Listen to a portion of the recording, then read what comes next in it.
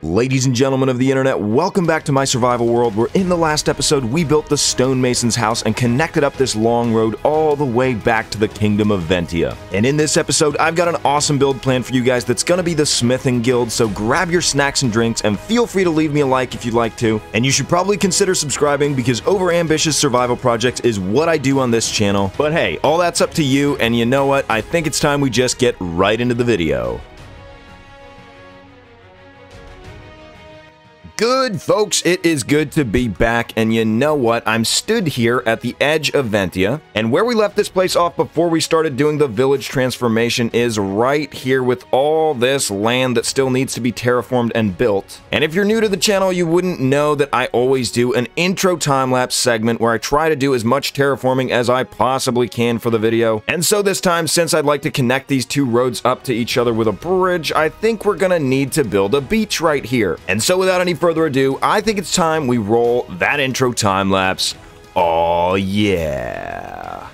And so my first objective was to get the beach laid out, and an obvious problem that I'll inevitably have to tackle is that of connecting the sand to the sea floor, which I didn't do this time, but I probably will at some point on stream. And speaking of streams, I'm very grateful for all the support that you guys left on my face reveal stream. I had a great time over on Twitch, and there's gonna be more goofy stuff like that coming up in the future very soon, so make sure to drop me a follow. The link's in the description. But getting back to the beach, this is the level I stopped at, 1 block below the water, and it's gonna be a lot of work to get that connected eventually. But once the layout for the sand was in, I started dotting around some rocks and tide pools and filled a large section with some greenery. I definitely want to add this level of detail along the entire stretch of the beach eventually, but I figured I'd finish the part that's closest to the path first. And I even went ahead and made some more palm trees just to get that tropical feeling. The only other palm trees I have in Ventia are a couple in the harbor, and I'd like to have a lot more along the beaches. We just haven't been building the beaches so far. But the entire point of the beach was to be able to create the bridge going across to the road all the way back to the village. And so I threw together a basic stone bridge for now that'll most certainly see some upgrades in the future. We'll add some guard towers and things like that, since it's the only way to enter Ventia from the mainland, but for now, we just need a way to actually cross the water. And so the whole time, I was just winging it and hoping for the best by first putting in my shape and then detailing as I went along. And I think it could be cool to have a gatehouse in the middle of the bridge here, but I'll leave the suggestions to you guys in the comments.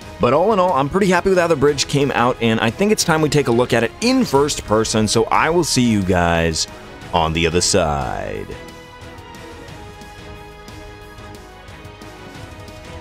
Alright, ladies and gentlemen, we are back from the time-lapse, and this is what it's looking like. I really feel like if we put a lot of palm trees like this in this area and fill the beach up with all this greenery, it's gonna match up very well with the vibe we have going over in Ventia. But this is the bridge right here, and as you can see, it's not wildly fancy, but I do think it definitely does the trick, and now we have a way to actually get from Ventia over to the village. But definitely let me know how you think we should upgrade this place, because I think we can do a lot with this and make it a little bit less boring. You know, it's been kind of a long time since we worked on Ventia, and I'd really like to get this part of the area finished. So you guys should definitely be commenting as well if I should get some terraforming done in this place for the intro time lapses, or if you feel like I should be putting most of my efforts into terraforming around the road here. But for now, ladies and gentlemen, I can't see. But for now, ladies and gentlemen, I have a big episode planned for you guys. See, originally, I wanted to make one house for every single villager profession, but what I'm gonna do is just make it a double whammy this time. So what we're gonna be doing is we're gonna be combining the toolsmith and the weaponsmith to create a smithing guild of sorts. And that way we can justify building a way larger building. And I'm gonna be perfectly honest, guys,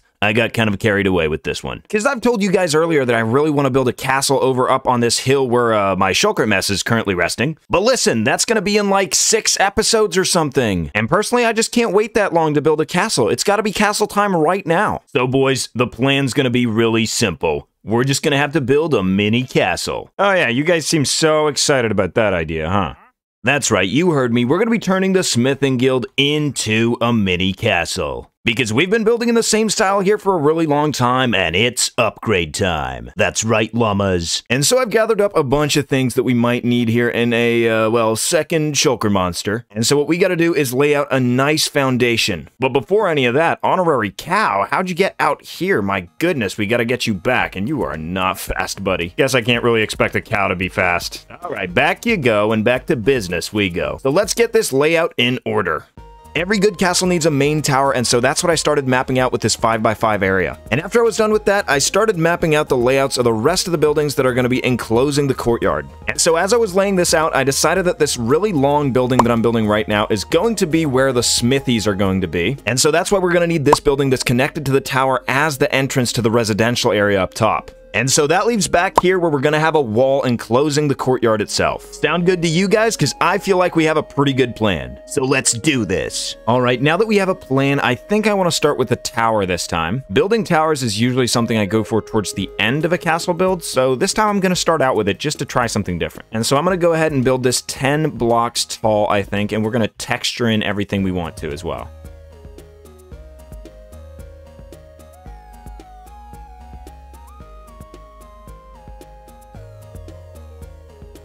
Okay, tower texturing looking pretty good. I added this lip up top so that it's going to be easier to make the top of the tower. And then for the texturing itself, I went for the usual andesite, cobblestone, and cracked stone bricks we've been going for, but I made sure to use way more cobblestone towards the bottom and then stone towards the top just to make this gradient work. And even though this is just a 5x5 pillar, I added a bit of depth by using these walls right here, and I think that works really, really well. And so I did the texturing coming around, but a few of these sides, like this pillar right here, isn't going to be visible because we're going to have walls up here connecting to this. Same goes for this half right here, so I didn't even bother texturing that stuff, but let's start working on the top, shall we? My plan here is pretty simple. I'm just going to go spruce logs like this, and then use the stripped dark oak here. It does have a bit of a cleaner texture than the stripped spruce that I like a lot more. And let's poke some window holes in this thing and check out what it looks like. Okay, I'm happy with the spruce and dark oak alternating like that, but let's add some more detail to this. And so what I'm going to do is I'm going to go spruce fences like this and use dark oak stairs and trap doors alternating like this just to add the detail to the build. And since this is where we're going to start the pointy part of the roof, let's just add a spruce trim and then we're going to do it in bricks, I think. So what we're going to do here is we're going to go with a pretty standard cone-shaped roof and we're going to texture in some granite into the bricks, and I think that's going to look pretty cool. That way we're moving away from the spruce and oak that we've used here in the rest of the village, but it's going to be more similar to the mason's house over there.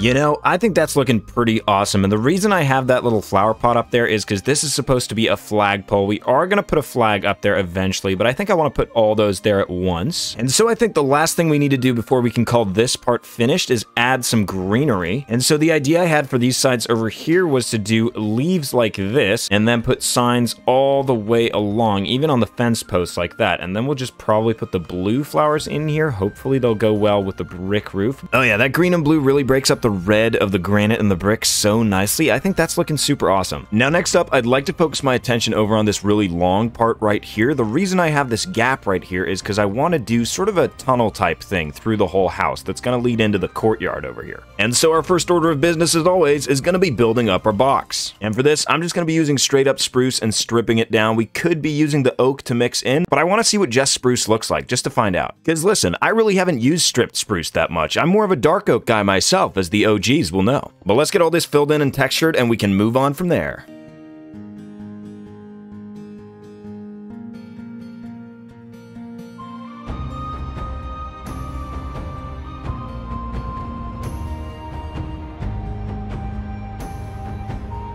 Now, we've constructed something pretty basic right here. I didn't do this wall because I've got something special in store for it, but I think you guys are starting to get the picture. We're gonna have this little pathway leading through into the courtyard, and I figured we'd have the weaponsmith here on the inside just so that the weapon store would be a little bit out of the way. And now for the toolsmith, I think I want a pretty big entrance here in the front, make it so that you can just sort of walk in. I know villagers love doors and all, but we're not gonna be putting a door on this one, maybe because, you know, doors are impractical, but also because, you know, maybe I don't want the villagers to have a good time. Maybe that's the way it is. So I think we're just going to decorate this with a lot of trapdoors and stairs. Yeah, that's looking pretty nice. You know, I think something like that is going to be perfect. We'll add a lantern too. Awesome. So this actually paves the way for us to build the rest of the face of this house here, and I think we're just going to go for the exact same thing that we've done on most of the other houses. In fact, I really like what we did here with the contrast on the Fletcher's house, so I'm going to do something like this.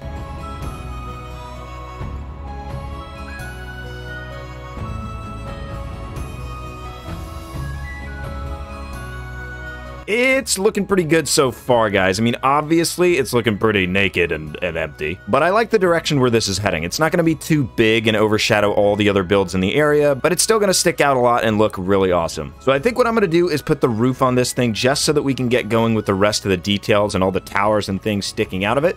And so I started building the roof with our brick and granite combination, and I figured that since this is the Smithing Guild, we're gonna need a pretty big chimney. Since we're making both weapons and tools, there's gonna be a lot of forging going on in this place, so I made the biggest one in town so far.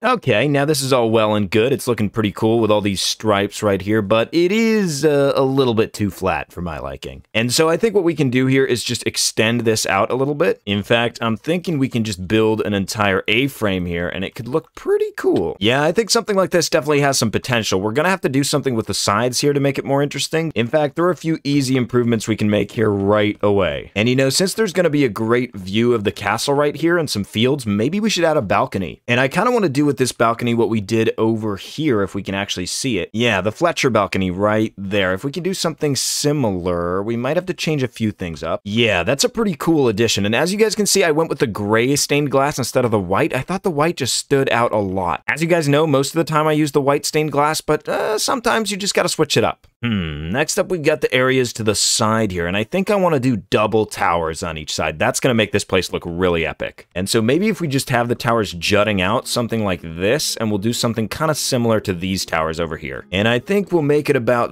this tall. That way they won't be towering above the main tower here, but they'll still be pretty tall. And since we want these towers to stick out, I think I'm going to make the windows out of the white stained glass just so that you notice them more. Maybe we can even add some trapdoors like this to make it look more detailed. And now what we got to do is build the same kind of towers over there, except we'll replace the spruce with the brick roof we've been using over here.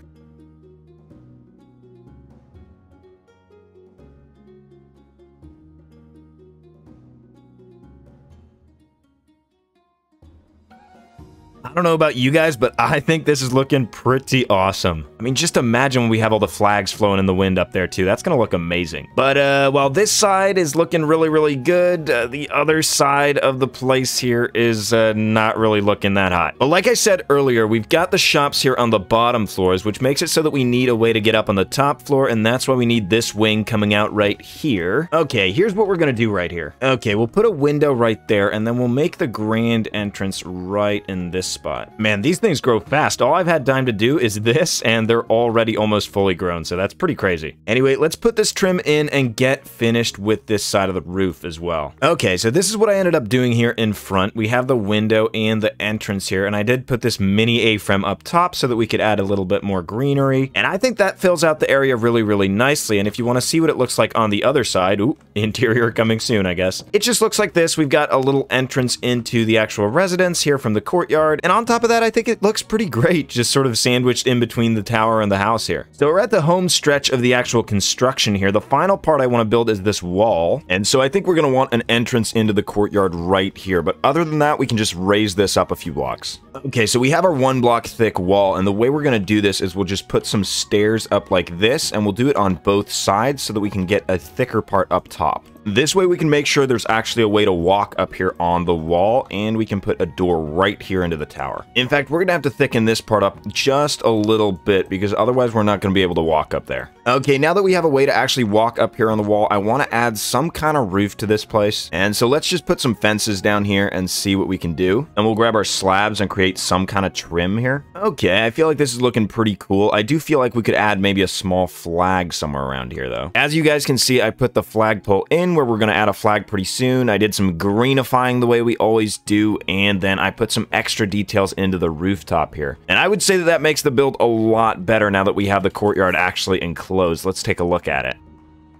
Oh yeah, looking pretty sick. So now that we have this part figured out, I feel like we need to put the flags in because it's looking kind of naked right now, and I really want to know what this looks like with the flags. So let's get those in order.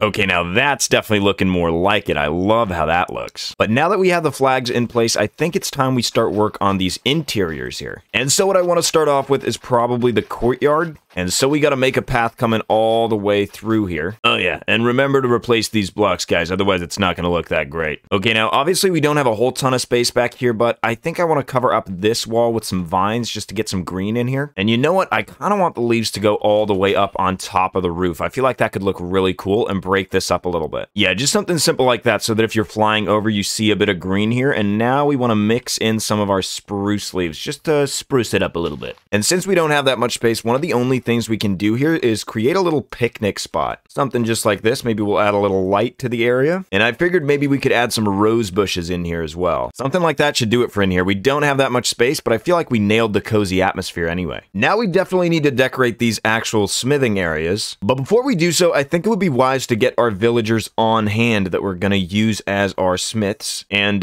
this is quite the situation. I'm going to need this boat, guys. Anyway, let's get a few villagers going. Oh no, he's going for the... Let's get villager number 2. In fact, we want the smithing guild to be pretty bustling, so let me get a few more and I'll be right back with you guys. Okay, so now we've got 5 villagers and... oh no, this happens every single clocking time. Okay, so order of business number 1 is going to be crafting a few smithing tables here, which you need planks and iron for, and I think we'll go for 3. I mean, this place is going to be mostly forge and not a lot of space otherwise, but I think it's looking pretty good. I'm thinking we do some shelving over here and we can actually put some weapons and tools up on display. And then over here we'll do one of these vats of water where you always see smiths dunking down the sword when it's glowing hot. Then we're of course going to need an anvil and place down our smithing tables. And now while this is looking all well and good, we definitely need to add a few tools in here. And so we're going to have to bring out some of the old diamonds. And since the first one is the toolsmith here, we'll probably want to make a diamond pickaxe and a shovel. I decided that too many diamond tools would make it a bit too cluttered, so we'll put the diamond pick up here, and then we'll put some iron tools on display over here. Yeah, I think this is looking pretty cool. Let's move on over to the weaponsmith. Now, I'm not even sure what the recipe for grindstones are, but I think you got to have slabs and, slab sticks and planks. Lucky for us, we have them. Now, both the walls here have windows, so we'll probably have to put the forge over here. Now, for the weaponsmith, I've done something like this so far, just a way to cram in as many of these grindstones as possible, and we'll put another of these right here. Now, we need to craft up some weapons, and I wouldn't officially count axes as weapons since we've used them at the toolsmith's place, and you can't actually trade axes with weaponsmiths, so we're going to craft as many different swords as we possibly can, and then we'll put them up for sale. Now, with a little bit of luck here, our villager friends will find their ways over to the workstation blocks, so let's free them and see exactly what happens. Come on, buddy. Okay, he's excited to get to work. He's started. Yes, yes, yes. Are you going to be a toolsmith? Yes. In fact, I've even got some emeralds, so let's lock you in, buddy. Let's do villager number 2, see what job he chooses. Looks like we've got another toolsmith on our hands here, and let's see if we can trade with him. Yep, we can get another stone pick. All right, let's see what villager number 3 does. Chicken Man over here. Looks like he's going for the grindstones. Let's see if he walks in if we do this. Perfect. Now, his trade was a little bit more expensive, but lucky for me, I do have tons and tons of emeralds. Now, some of you guys may have noticed that the only piece of equipment that I wear that isn't actually netherite is my diamond pickaxe here. And the only reason for that is that I just noticed that I didn't have a pickaxe in my hotbar at one point. I probably just accidentally threw it out with Q while I was in the air. So considering the fact that I'm an actual noob at this game, we should probably make me look like I'm not a noob. And you know what? It feels really good to have a stone pickaxe again. Listen, folks, I may be able to build a thing or two, but I'm never gonna escape the fact that I'm a total noob. But I thought we'd take a look at the final build here with some shaders on, and I'm so happy with how it's different from all the other builds, but still fits in so nicely. And since this one was so big, I didn't have time to build the interior in time for this episode's release, but I know you guys really like the interior, so I'll make sure to include a tour of the interior in a coming episode really soon. Definitely let me know what you guys thought about this build in the comments down below. I'm really curious what you guys have to say. And you know, make sure to check out the links down below to the Discord, Twitch, and so forth. But you guys know the drill. If you stayed all the way to the end, then you're the champ and I appreciate your existence. And until we see each other next time, have a good one.